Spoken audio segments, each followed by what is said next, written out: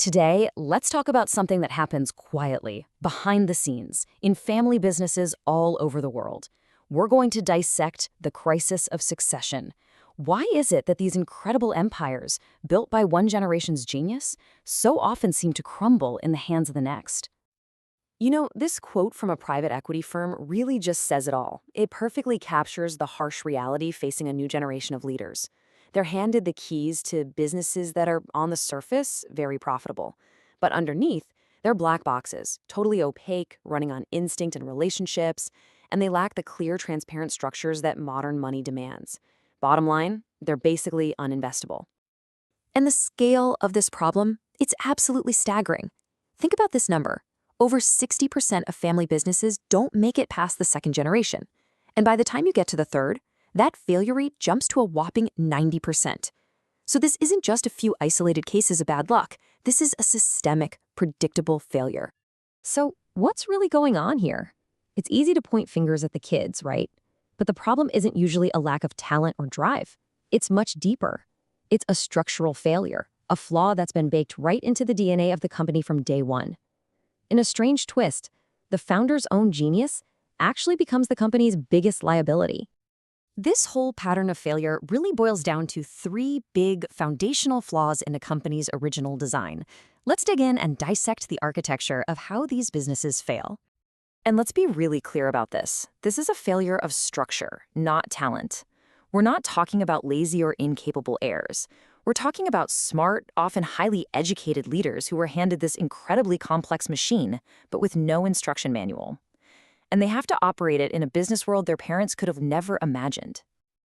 Okay, flaw number one is this massive skills mismatch. The founder was a master of controlled chaos. They built the business on pure gut instinct and a network of personal relationships. But here's the problem. Those very skills, improvisation, personal connections, they become liabilities once the business needs to scale. You can't delegate intuition. You just can't build a modern enterprise on a handshake. Then you've got flaw number two, something we call the birthright CEO. This is the incredibly dangerous idea that just because you inherit the shares, you're automatically the best person to run the company. This model puts leaders in place based on their last name, not their competence.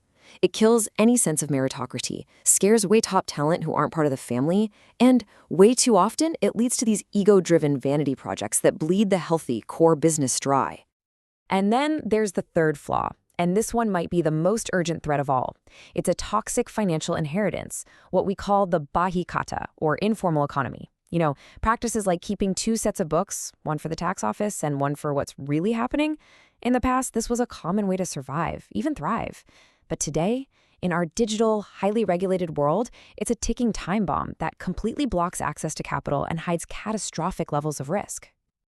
In this slide, it just lays out the core conflict perfectly. On one side, you have the founder's playbook. It's relational, intuitive, centralized, and opaque. On the other, you have what a modern business needs, to be procedural, data-driven, delegated, and transparent. They are polar opposites. The operating system that created all the wealth is now physically incapable of sustaining it. Look, this isn't just some business school theory. There is a real, immediate, and accelerating threat where these old financial sins are colliding head-on with modern technology. We call it the digital reckoning. Think about that. The very thing that used to give these businesses an edge, operating in the gray areas, has now become an existential risk. The world went digital, but the accounting practices didn't. The scales have tipped, and what was once an advantage is now a catastrophic liability just waiting to blow up. You see, the net is closing in, and it's closing in fast as governments everywhere get aggressive about digitizing their oversight. Systems like VCTS track goods in real time, making off-the-book sales incredibly difficult. Things like CBMS link every retail sale directly to the tax office. And then you have new banking regulations that create a crystal-clear digital trail for every single transaction. It's a systematic dismantling of the informal economy. There's simply nowhere left to hide. So what happens when that net closes? Well, the consequences are absolutely crippling. A tax audit suddenly becomes a doomsday scenario. But it's more than that. The business is totally cut off from modern capital. No bank, no private equity firm, no public market is going to touch a company that can't produce clean, audited financial statements. The business is literally trapped by its own past. So, All of this leads to a huge fork in the road for every single one of these family empires. They are facing a choice between two profoundly different futures: a slow stagnation or a bold strategic leap. And the choice really boils down to one of two paths. On one path, these firms enter a slow, managed decline. They strip out the assets, sell things off, and park the remaining wealth in passive things like land instead of reinvesting it. On the other path, they make the professional leap. They institutionalize, clean up their books, and use access to modern capital to go out and acquire their weaker rivals, becoming the new champions of the economy. So, realistically, which path are most companies going to take? Well, our analysis suggests that only a small fraction, maybe around 15%, like you see here, will successfully make that professional leap. The vast majority, 85%, are facing stagnation. This points to a future where the corporate sector is more concentrated, yes, but also a lot more dynamic and globally competitive. What this does is completely reframe how we think about succession. It stops being a private family matter.